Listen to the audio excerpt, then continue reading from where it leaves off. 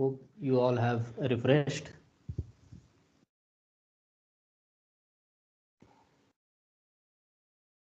Now, the second part of our today's session will be devoted to significance of scattering parameters and Smith chart, and some of the demonstrations related to these things in ADS. We will also talk about the important parameters which is called as reflection coefficient or return loss, VSWR, etc. All these things are actually giving us information about the wave reflection. It may be return loss, it may be reflection coefficient, or it may be VSWR. So they all give us information about the amount of wave is being reflected on the transmission line. So before proceeding for this session, it is on this slide we will be giving you the brief about the microstrip transmission line. I hope I am audible to everyone and screen is yes, sir. Your audio is audible and the screen is okay. Thank you, sir. Thank you so much. So the microstrip, just now before the break, we have discussed different types of transmission lines, and out of which the microstrip transmission line is very popular kind of a transmission line for microwave applications. It may be any circuit or component, or your antenna, or even a system at microwave frequencies. So microstrips are widely used.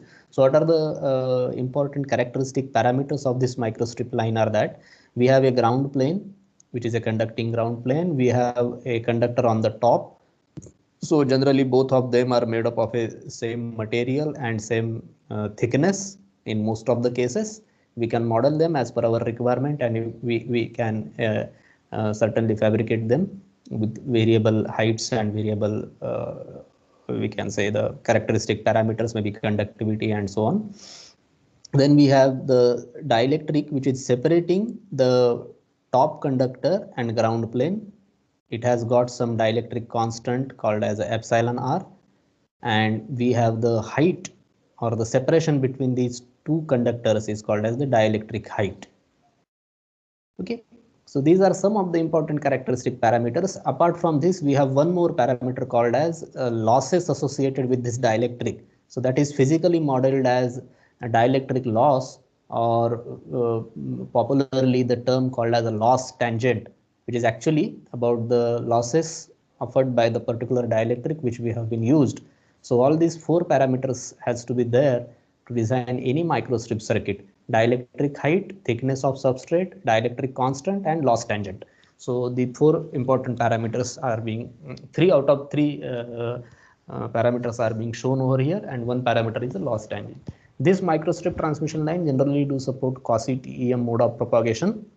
So this is not pure TEM or not impure TEM mode of propagation. So it is something in between of TEM and non-TEM mode of propagation, hence the name quasi-TEM. So we'll talk more about this, how the fields are being fringing out of the microstrip line and why the name quasi-TEM is there. So we'll talk more about it as we proceed in our sessions. So characterized by, just now I said that dielectric constant, height, thickness, loss tangent, and conductivity is also there. So different microstrip substrates are available. Different means the different dielectric constant.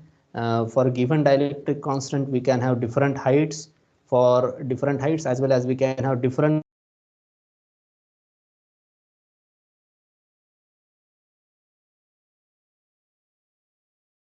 that we have the different substrates for different applications. And the important note is that we must have to select a proper substrate for proper requirement. For example, if you will be going for a circuit, so you have to have a different substrate, and if your requirement is a microstrip antenna, then the same substrate cannot be used for antenna. So we'll talk more about the characteristic parameters with certain examples, but for this beginning, this is, I think, sufficient. Now the dB versus absolute power, most of the times we'll be talking about the units generally expressed in dB. So power, or you can say signal strength, is expressed in decibels, and which is actually for the ease of calculations.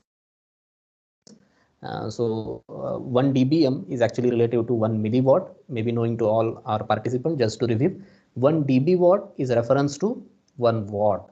So one example is also given. If you have 100 milliwatt, if you convert it into the decibels, if you take 10 log of 100 milliwatt, it will give you 20 dBm, and if you refer it to the 1 watt, so it will be minus 10 dB watt, the same amount of power. So how do you convert it into the dBm? So the same thing is being also explained over here. You have 100 milliwatt, it is being referred to 1 milliwatt, and the logarithm is being taken log base to the 10 actually, and multiplied by 10. So that is how we calculate the numeric values into decibels. And if it is referred to watt, so it is referred to watt, 1 watt, and convert in the same way. So in general, dBm value is actually 30 plus dB watt value. So now it is well understood from this. 30 plus dB watt value is the dBm value. Other relative values are simply expressed in dBs. So the thumb rule to understand is that if you double the power in numeric, maybe from 5 milliwatt to 10 milliwatt, it will be increased by 3 dB. So that is very useful understanding. And if you half the power, let us say from 10 milliwatt to 5 milliwatt, there is a 3 dB decrease. So it's very customary to know that if you have a 3 dB bandwidth, means power will be half. So that is why that bandwidth is also called as half power bandwidth. Even in case of antennas, that bandwidth is called as half. In case of a radiation pattern, it is called as half power beam width. Okay, so there the or 3 dB beam width. So in numeric, power will be half, and if you express it into the decibels, it will be 3 dB down. So it can be easily proven. If required, we can have this discussion in question answer session, but this is very basic, so I'll be skipping this. Then you have the power ratio, power level relative to milliwatt, watt, and you can similarly have the voltage ratios. So you can express the quantities in any relative units, for example, dB, dBm, dB watt, microvolt or millivolt, and the terminology is being used. The table will let you know that if you have the range from 1000 watts to very small amount of power, which is 0.00001 watt, that is a 1 microwatt. So if you have to use it in further calculations, it is very complicated. But the same range of power can be expressed very easily in the dBm range, right from minus 30 dB to plus 60 dBm. So this is very convenient for our calculations. So people use the unit of dB. Okay. So the next important topic is you have some amount of power being transmitted called as a total power. There is some discontinuity. Because of that discontinuity, maybe load mismatch or all, the amount of power you have been transmitted will reflect back. So that is called as reflected power, and remaining power will forward towards the load. So this is the concept of forward and reflected power, and it is because of the impedance mismatch generally.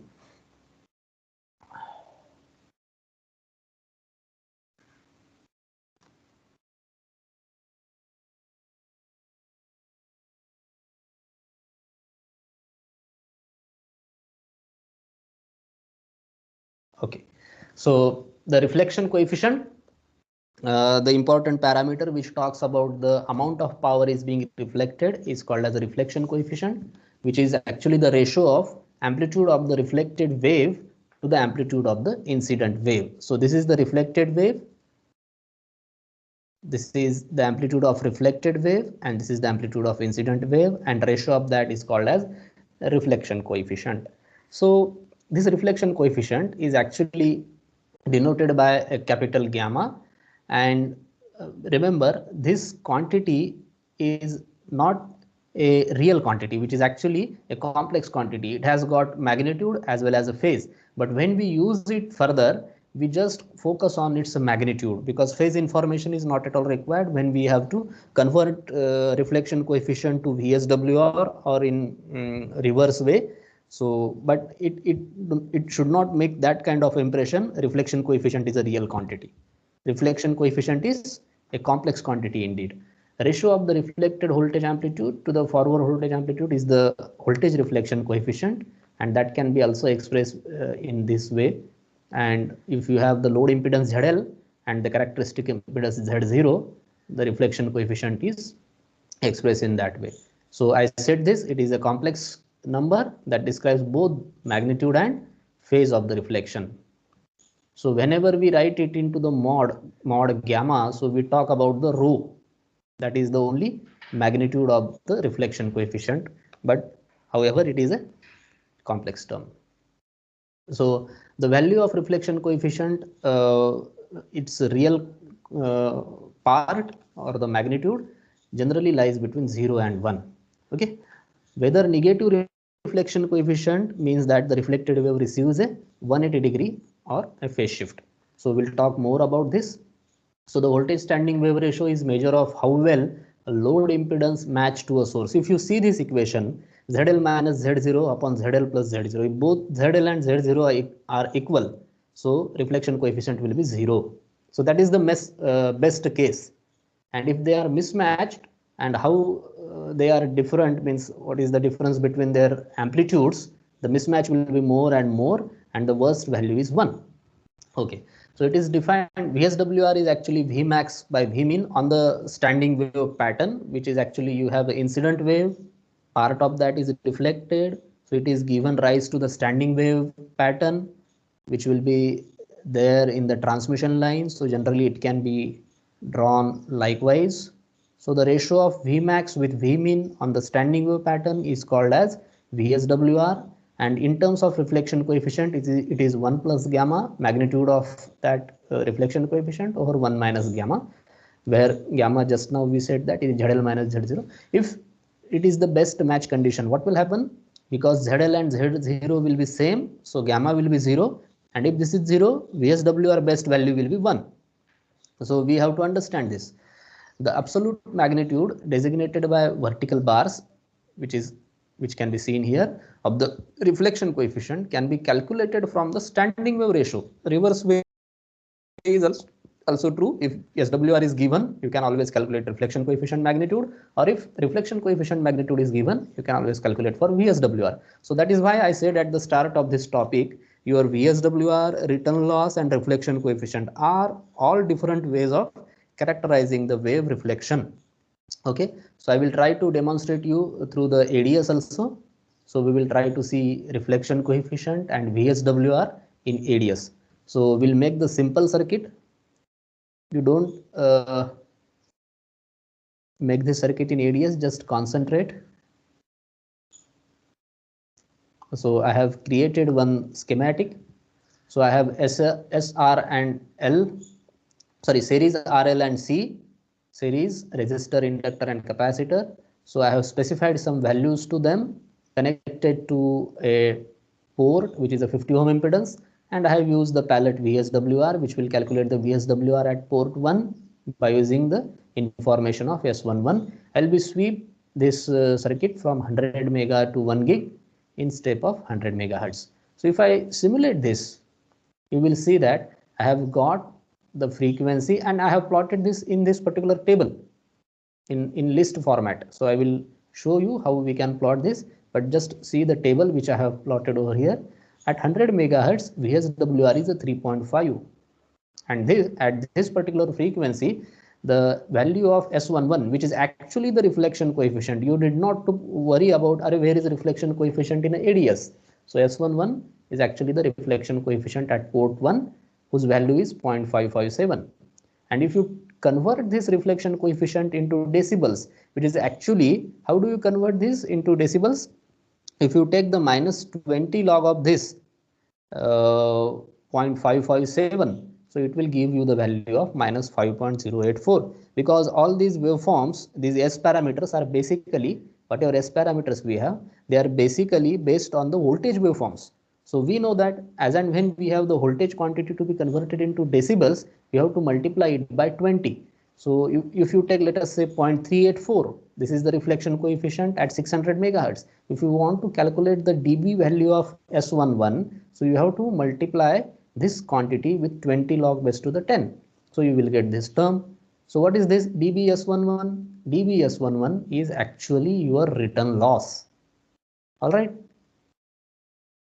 This S11 is, you can say, the S11 or reflection coefficient. Most of the time in papers we used to see that return loss or reflection coefficient interchangeably being used. The meaning is same. Reflection coefficient and return loss are actually the same term, but there is a difference of sign only. One is a positive, another one is a negative. Okay, so the equivalent VSWR, you can see if it is the matched case, you can understand the best case where we have the lowest magnitude of return reflection coefficient is 0.05. This is the best case. So you can easily understand if you have very low value of magnitude of reflection coefficient, you have best return loss -25 and you have the best VSWR. So the three terms actually being used to express the characterizing the wave reflection, express or characterizing the wave reflection. So this is what I just wanted to demonstrate you. So this is we have plotted in ADS. So at the summary about the reflection coefficient and VSWR, if we have a load which is actually short circuited, so ZL will be 0. So reflection coefficient is 1, but the minus sign will say that it is 180° phase shifted. In that case, if reflection coefficient is 1, you can see this. If reflection coefficient is 1, this will be 0. So the VSWR will become infinite. So VSWR will be infinite. This is not acceptable. If ZL is equal to infinite, means load end is open circuited. So in that case, VSWR will be infinite. Reflection coefficient will be again 1. That is also not accepted case. When ZL is equal to Z0, so it is the case called as impedance match. So if ZL equal to Z0, we know that this will become 0. And if this is 0, VSWR will be 1. So what is the best case? You have to have ZL equal to Z0 or impedance matched case, and at impedance matched, reflection coefficient magnitude will be 0 and VSWR will have the value 1. So this is the takeaway. Okay, so VSWR is generally also expressed in the ratio 1:1 or 1.2:1, 1.5:1 or 5.5:1. So 4 cases I have been shown over here. So which one is accepted? If it is 1:1, this is ideal case. In that case, return loss will be infinite. So return loss will be infinite means reflection coefficient is 0, which is actually the ideal case. There is no loss during the transmission. So it is never possible to achieve such a kind of reflection parameters. Then if you have 1.2:1 means you have 1.2 is the VSWR. In that way also you can see return loss will be 20.83 and transmission loss will be 0.036 dB. So that is highly accepted if you have a circuit whose return loss is around 20 dB. That means VSWR is 1.2. Even if you have a 13.98 kind of a value, so 1.5 is the number which I have chosen, 1.5:1. So in that case, you have return loss around 14 dB and you have transmission loss of 0.17 dB. Then, for example, you are designing a amplifier, maybe low noise or high power amplifier, and you said that that amplifier is having very high gain, very broad bandwidth, very good efficiency, so on and so forth. But if you have not talked about its return loss, and if its return loss is something like a 4 or a 3 kind of a thing, is not at all going to accept it. So 5.5:1, it is very worst kind of a return loss. So you can see the transmission loss is 2.834, and just now before a couple of slides we discussed that if there is a 3 dB loss in a power, that means half of power is being wasted during the transmission only. So if your transmission loss is so huge, there is no use of that particular circuit. So the first and foremost important parameter for any RF circuits or even antennas is its input return loss, and that should have enough bandwidth also. It is not like that at design frequency you have -60 dB of a return loss and the bandwidth is only 20 megahertz. However, the microstrip circuits will produce very narrow bandwidth because of the wavelengths. We are designing them on a single frequency dependent circuits. So they are highly dependent on wavelengths, but we have to work on it and to produce the as maximum as possible the bandwidth. That is one of the limitations of microstrip circuits because they are dependent on lambda. Okay, so that is what. And the one thing which I wanted to tell you from our last session, which is about the quarter wave transmission line, because matching now you know. So I will just demonstrate you one quarter wave transmission line.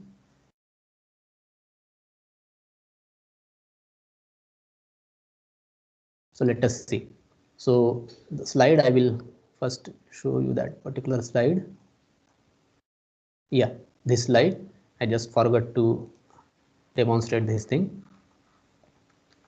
We have seen this, and we know that now if we have a quarter wavelength transmission line, it can be used to match two arbitrarily different impedances. Let us say now Zin is having some value, let us say 50 ohms, and ZL is having some value 10 ohms. So you can use the quarter wavelength transmission line to match 50 with 10. Okay. So I will just try to demonstrate you. For example, you don't have this line. So what will happen? I will directly connect the fifth. You can see this is 50 ohm and this is 10 ohm. If I connect these impedances, which are actually not same, they are different. So the response of S11 is very worst. All right. But if I would like to match their impedance and get the proper response at certain frequency, because this is lambda by 4 means dependent on lambda, so it is very good at that lambda only, otherwise it will be not so good. But there are a lot of ways to make it broadband. So I have taken ideal transmission line and whose length is lambda by 4, electrical wavelength. So we have lambda is equal to 360 divided by 4, it will become 90. That way it is electrical length is lambda by 4 now. It is lambda by 4 at what frequency? 1 gigahertz. You can ask to this because this is ideal transmission line component. We can take practical microstrip line components also. As we proceed, we will do all these things. But this is ideal transmission line. It can act of any length and at any frequency. So I made it lambda by 4 at 1 gigahertz. Okay. So I'm expecting dip at 1 gigahertz. I'm expecting to match this 50 ohm to 10 ohms at 1 gigahertz. So what is Z0? Z0 is the characteristic impedance of this line. What is it? It is under root of Zin into ZL. So under root of 50 into 10, if you calculate, it will become 22.36. And if you simulate this at 1 gigahertz, you will see there is the matched point. Okay. So you see this is matched. But again, one point which we have to consider is that it is having very response, very narrow band response. Okay, so this is wavelength dependent. All right, so this is what I just wanted to demonstrate before we proceed. All right, I think this one, network parameters. Now we have come to the last but one topic of today's session. So we have discussed limitations of high frequency RL and C, and there we have concluded that voltages and currents cannot be used. So since we are not using voltages and currents at high frequency, we cannot use Kirchhoff's current law and Kirchhoff's voltage law. Even we cannot use Z parameter, Y parameter, and H parameters also. But before that, let us ask a simple question to all of us. Why do we use network parameters? So the simple answer is that to understand and predict how circuit works, that is why we use network parameters. If a circuit consists of linear elements, then it can be represented by a set of linear equations relating to its independent quantities like currents and voltages to its dependent quantities, again also voltages and currents. I will let you know what is dependent and independent in different parameters. At higher frequencies, the concept of voltages and currents become more difficult to relate to network performance, especially in networks using transmission lines like waveguides. So that is why we do not prefer to use the conventional low frequency parameters. So just let me tell you something about the network parameters. We have a 2-port network. So we got first port, input port, and we have got the another port, which is output port, port 2. So if we have given some signal let us say voltage signal is given at the input V1. Because of that, some current is flowing through port 1 I1. Okay, and at the same time we can assume that we have given some signal to port 2 V2, and because of that some current is flowing I2. So this is called the network. So the voltage and current convention, which is generally we follow for two-port parameters. So what are the conventional two-port network parameters we use? We have Z, Y, ABCD or hybrid parameters. So you can see, take a case of Z parameter. Z parameter V1 and V2 are dependent on I1 and I2. So that way I was trying to tell you. So some voltages and currents, in this case, port currents are dependent on port voltages. V1 and V2 are dependent on I1 and I2. In case of H parameters, if you see carefully, I1 and V2 are actually independent parameters, but they are trying to give you information about V1 and I2, means V1 and I2 are dependent on I1 and V2. So in that sense, we know the what is dependent, what is independent. Likewise, continue with the Z parameters. Z11, basically Z11 will be what? V1 over I1 when I2 is 0. So let me write this. This is another limitation which one has to understand before starting RF design.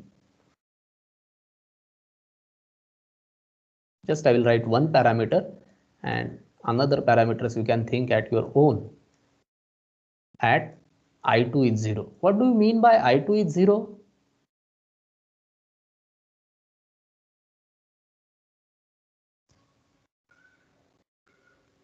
What do you mean by I2 is 0? Means we have output port which is open, right? And if we have, let us say, sorry, I2 is 0 means which is short circuited. And if you have, let us say, Y11, so we have I1 over V1 when V2 is 0. So V2 is 0 means it is open circuit parameter. In that way we have to understand. Okay, so Z11, if we have, it is V1 over I1, so I2 is 0.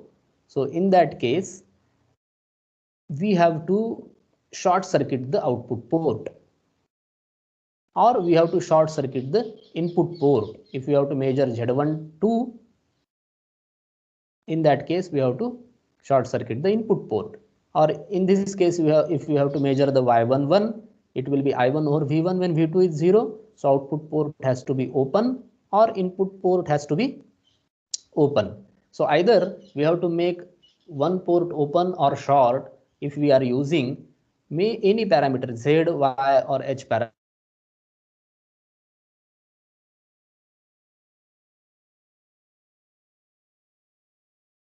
If V and I are giving me misleading information, I will go with that information and I will continue with the voltages and current measurements. But again, another problem is that making opening and shortening at high frequency is very tedious task. I will just give you one example. If you want to make it open, open means what? Open means impedance should be infinite, right? That will be called as open. But what if you open the output port, let us say port 2 of your network, if you keep it open, what is the impedance being seen or being experienced by your output terminals? It is the impedance of air. And we all know that the impedance of air is not an infinite, it is some finite impedance, right? Hence, the very important statement at microwave frequency is that open is not perfect open at microwaves. So even though you are saying that we'll be giving some, making some ports open, so that is not actually the perfect open at microwave frequency. So that is the problem. Okay, and even though you say that anyways 120 pi is quite higher than the 50 ohm, it is still offering a good mismatch. Even though it is not infinite, but still it is very high impedance. I will go ahead with the measurement of open circuit parameters. Okay, but if you have to measure the parameters over the frequency range of, let us say, 1 gigahertz, right, from 100 megahertz to 1 gigahertz in step size of a 1 megahertz. Now you assume that how many times you have to make it open and how many times you have to make it short at the time of measuring Z parameters. So it is very, very difficult to make it open and short in the step size of very small, however it is very small, but megahertz is quite big frequency. So 1 megahertz step size, you have to make it open and short. So it is very, very tedious job. And the most of the devices will not be able to produce good results over the frequency range. And many a times if you are doing it open and short, the device may get damaged. So that is another problem. So I will list down the problems. First problem, you cannot measure voltages and currents correctly. Even though you go ahead with that, you have to make either open or short to your ports.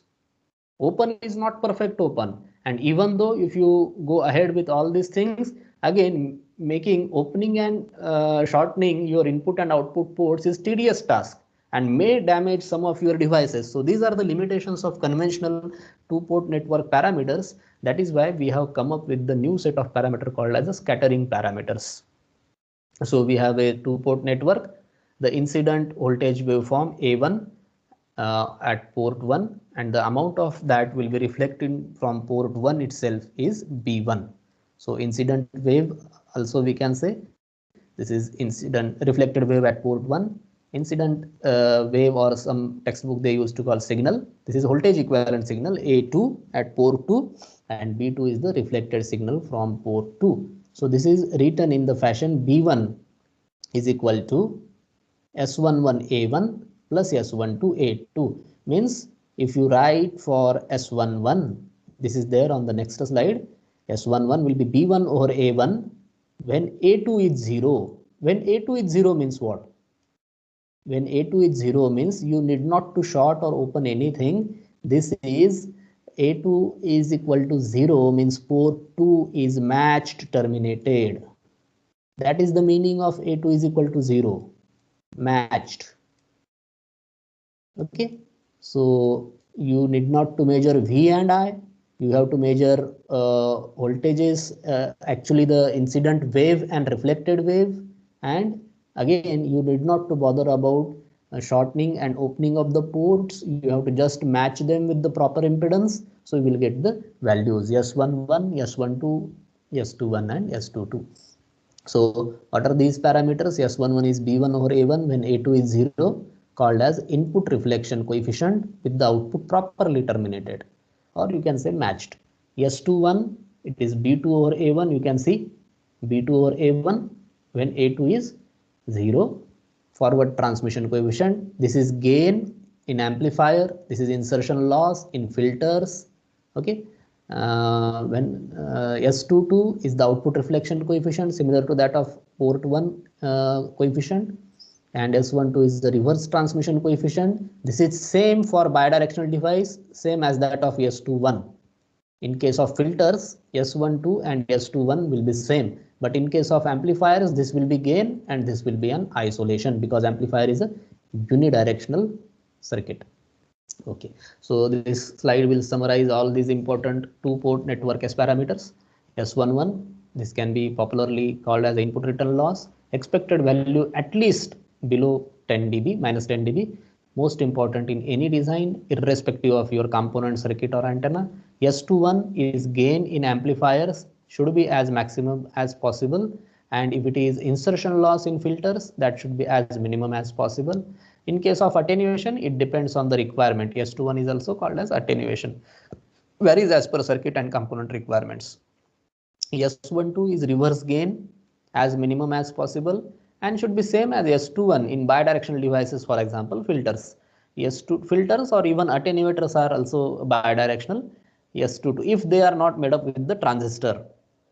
If they are passive attenuators, then they are bidirectional. S22 output return loss, which is similar to that of input return loss of port 1 minus 10 dB, below minus 10 dB should be same as S11. Okay, so now the last topic of today's discussion, we will talk about Smith chart, and we'll try to demonstrate how we can plot the Smith chart in ADS. So quickly I will brief about the Smith chart. This is very, very important tool for RF circuit designers. What Smith chart can do, it has different variations. This is simple impedance Smith chart. And this you can see the impedance and admittance coordinates are being overlapped. So if you have this impedance Smith chart, if you rotate it by flip it in a mirror image, so it will become admittance Smith chart. And if you have impedance Smith chart and you overlap your admittance Smith chart on it, so it will become immittance Smith chart. So this is also there in the ADS. You can always have all these three different versions of your Smith chart. Basically, this appeared long back in 1939. It is a graph-based method for simplifying the complex math needed to describe the characteristics of microwave components. So although a lot of calculators and computers can now make the short work of the problems, the Smith chart was designed to solve the problems related to the graphical calculation aids, which remains a valuable tool. Even in ADS, we have a Smith chart. There is no substitute for Smith chart. We have to have the Smith chart with us, for maybe we will be using a EDA tool, or we'll be doing a theoretical manual calculations. Okay, so what we can do with the Smith chart, we can plot a complex impedance, we can plot VSWR circles, we can plot quality factor circles, we can plot gain circles, we can plot noise circles, we can plot even different input stability and output stability circles, impedances, reflection coefficients, admittances, immittances, all these transmission and reflection parameters can be plotted on the Smith chart. So matching can be done with the help of Smith chart. We can come to the point where the matching network will produce a broadband response that can be also understood from Smith chart. If you have a S11 response simply plotted on the Smith chart, you can easily understand whether it is broadband kind of a response or narrowband kind of a response. Even on a vector network analyzer or even on a simple EDA tool, if you have a Smith chart with S11 plot, you can easily understand whether it is a narrow band or broadband. If the curve is very close to the Smith chart, I will demonstrate you with the ADS how the broadband response will look like. So quickly come to the details of Smith chart. Smith chart is basically a combination of resistance and reactance circles. Okay, so at the center of Smith chart we have a magnitude of reflection coefficient 0. So that is the matched point, which is the point of interest for all of us at the time of doing matching network design. So this is the point where we have magnitude of reflection coefficient 0. Here we have a short circuit point and this is open circuit point. Okay, so reactance will be 0 and here it will be infinite. At the top we have now another blue circles, which you can see these are the resistance circles, and the resistance R equal to 1 circle will pass through the center of the Smith chart. Similarly, we have another circles which are which cannot be seen on this picture, but there are a lot of resistance circles on the Smith chart which I have shown you before some slides. Then we have reactance circles. You can see constant X, this is the inductive part, upper half of the Smith chart will be inductive and bottom half will be capacitive. So these are the reactance circles. So how do we plot the any impedance value on Smith chart?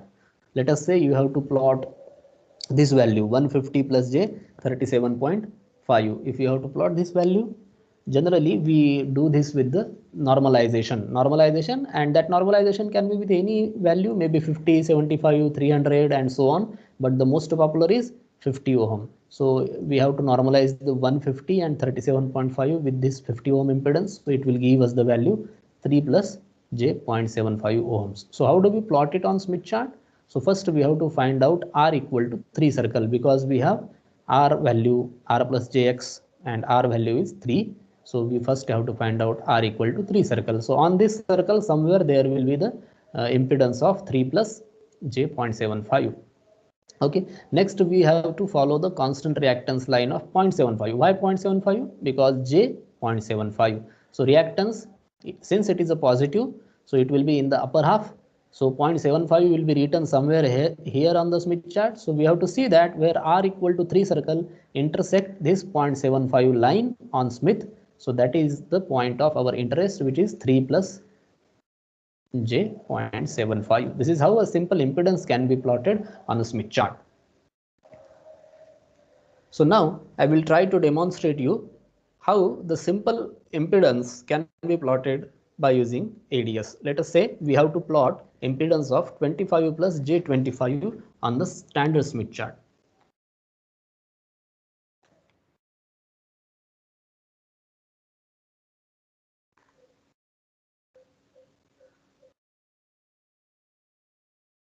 Okay, so here is the plot impedance on Smith.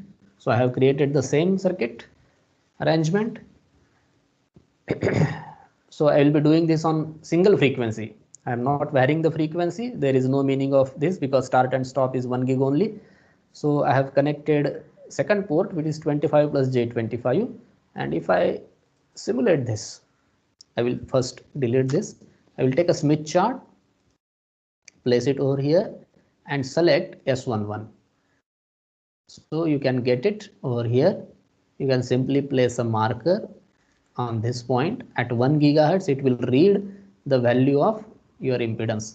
So S11 is 0.447, which is actually the magnitude of your reflection coefficient, and impedance is, now it is showing the normalized value because it is 25. What is 25 plus J25? So you can make it in that format also. You can simply right click on it, go to the format and click on 50. So it will show you the same value which you are trying to do. So that was actually the normalized one. Now this is the simple value which is being written over here, unnormalized value you can say. So you have a lot of options to normalize the things. You can normalize with 50, 75, 300, 500, or with respect to port 1 or 2, or even you can specify at your own. Other formats are also possible. So this is how we can plot the impedance on Smith chart.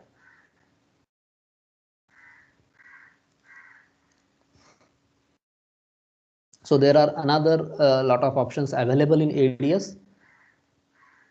You can plot different circles and all. We will discuss more about it as we progress. So the same thing I have taken on the presentation. Now, the last segment for discussion is microwave equipments. So since this is introductory session, it is expected to talk something related to the microwave equipments.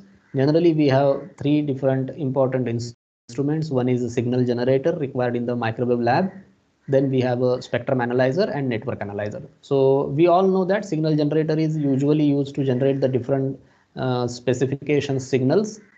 What is difference between spectrum analyzer and network analyzer is that spectrum analyzer is actually a super heterodyne receiver kind of a thing. So it will just pick up a signal and display its magnitude over the frequency. So it is a frequency domain signal, and CRO and oscilloscopes which we have, they are time domain signals. Somebody asking me the question in demo session, is there kind of oscilloscopes and generators are available in ADS? So always they are there, but you can better plot all the signals with the help of different analyzers, which just today I have used S parameter analyzer. In tomorrow's session, I will try to demonstrate at least 1 or 2 labs with the help of transient analysis that will help you to understand how signals can be easily visualized in ADS without the help of the sinks and sources. And however, if you are interested, they are always there in ADS because it is very giant software. Rarely you will find, if you are finding something and it is not there in ADS, it will rarely happen. Most of the things are there in ADS, so it depends on your requirement and your exploration.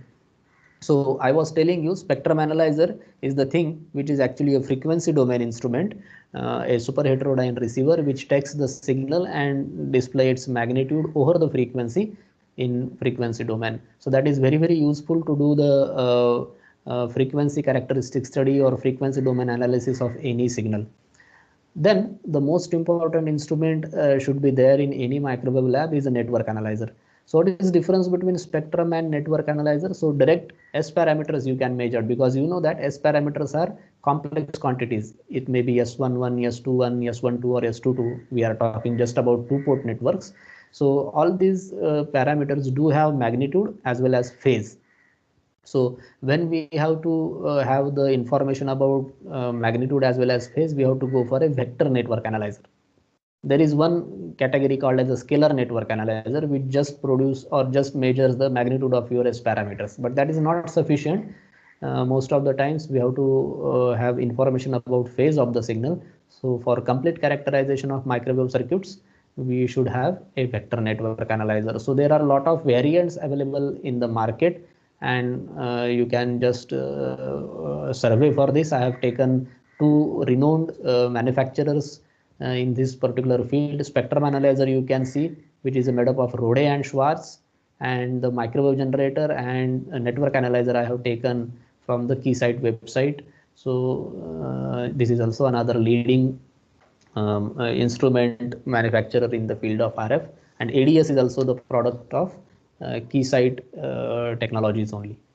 Okay, so just before wind up, I have a couple of slides to tell you about the microwave tools. Why at the beginning I said that why I have or why we have chosen ADS only.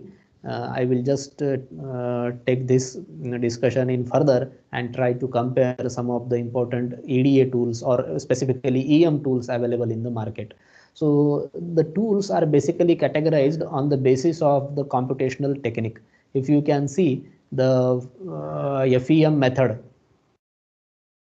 then we have MOM method, then we have FIT and FDTD. So these are the methods, finite element method, or you can say method of moments, or finite integration technique, or finite difference time domain technique. So all these computational electromagnetic techniques will decide how the Maxwell's equations being solved at the back end of your particular computational engine, or you can say your software in short. So let us take a case of CST, which is a very popular nowadays, which uses FIT kind of a thing. So other HFSS also uses, I hope this is FEM based tool, HFSS. Even FICO has FEM as well as one more solver is there. I will let you know in on the next slide. Then another set of microwave tools which uses MOM. So FECO, you can see it uses MOM as well as FEM. So that is great thing related to FICO. So CAD FICO is also quite popular. Then we have other software tools, IE3D, Sonnet, eField. This is just a few images. There are a lot of tools nowadays coming into the market. Then FDTD based, there are XFDTD, which is now becoming very popular. Then we have Empire, SEMCAD, Fidelity. So these are the tools. The IE3D is based on MOM and Fidelity is based on FDTD. So this we have to keep it in mind, the way the microwave tools are being categorized. Now the important remark about these tools, some of the tools, I am not saying that I have been covered all the tools. Some of the tools I have tried to cover up, which are very popular among the microwave practitioners. Okay, so the first tool, when it was very popular in the last century, when microstrip antenna became very popular in India somewhere around 90s. So this tool was very popular, IE3D. Integrated environment in 3 dimensions, something they used to call it as the full form of this. So the computational method is method of moments.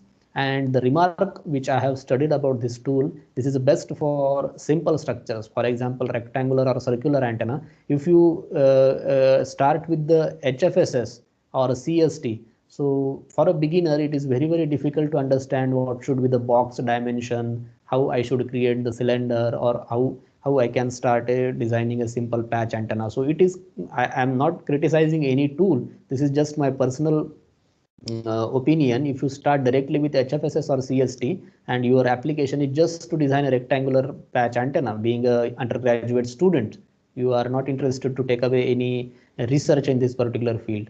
So the best tool is IE3D. And it will also provide more accurate results than HFSS because it has got a method of moments, kind of a computational method. Then we have a GLAN, but that conclusion or that remark is applicable only for rectangular or circular, because I am very much careful, because I know that there are a lot of participants maybe using HFSS and CST, and this statement may hurt them. So the statement is only related to the rectangular and circular patch antennas. If you have a little complicated geometry, then certainly HFSS and CST are more accurate and more appropriate tools to be used.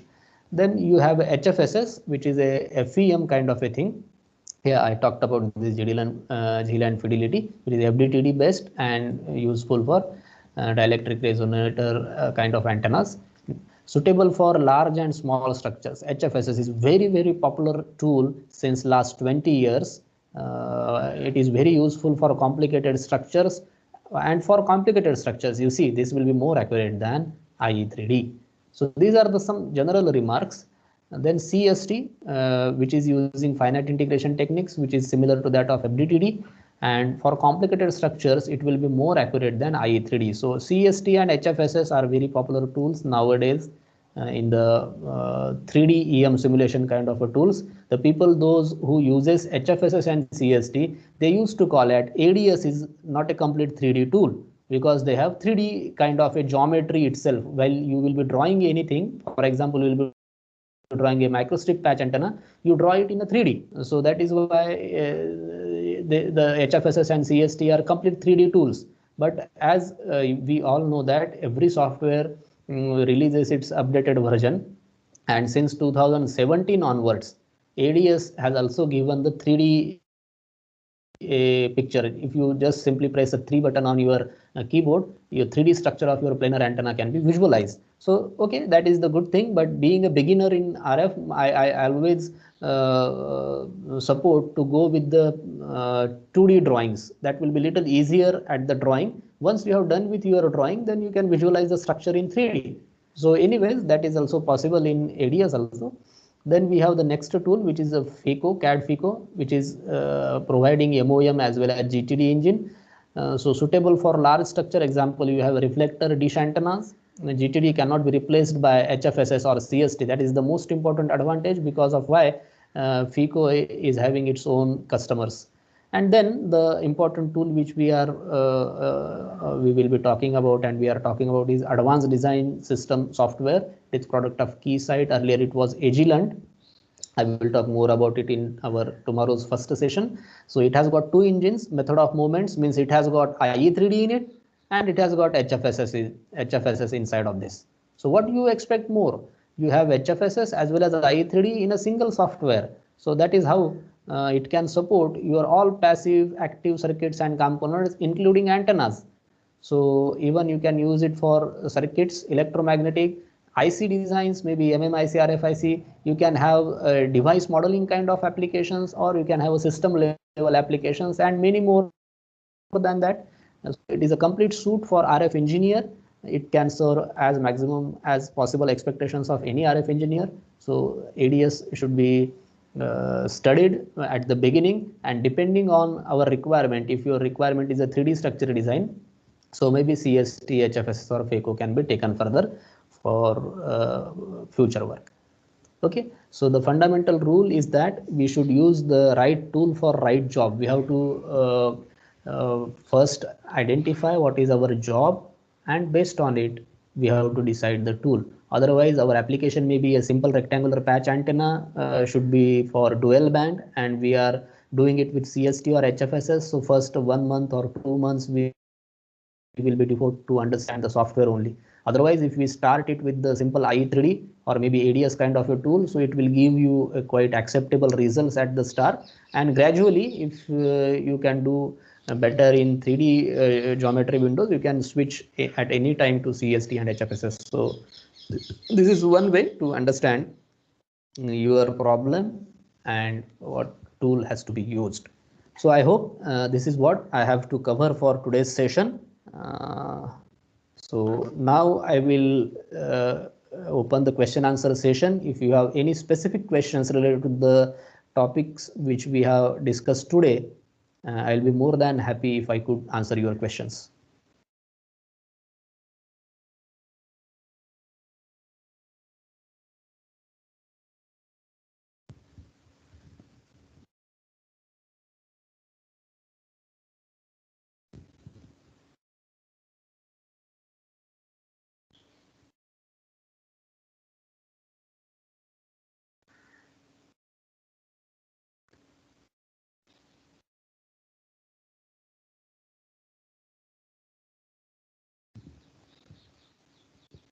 Is there any question from participants? if you would like to say anything at this point.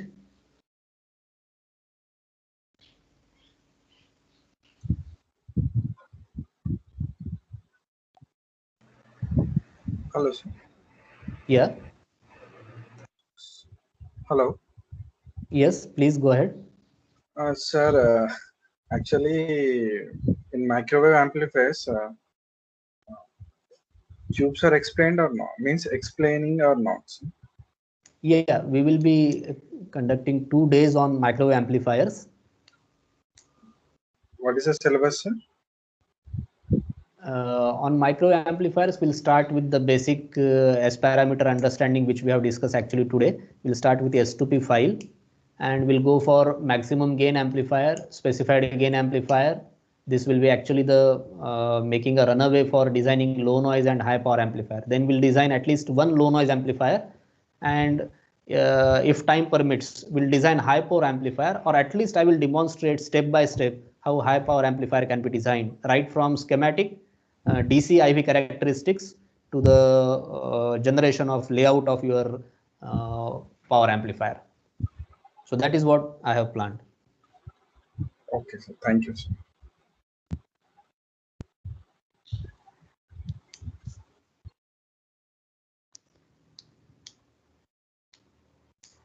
If no other questions now, Praveen sir, can we conclude for today? Thank you, sir, for delivering the today's knowledgeable talk.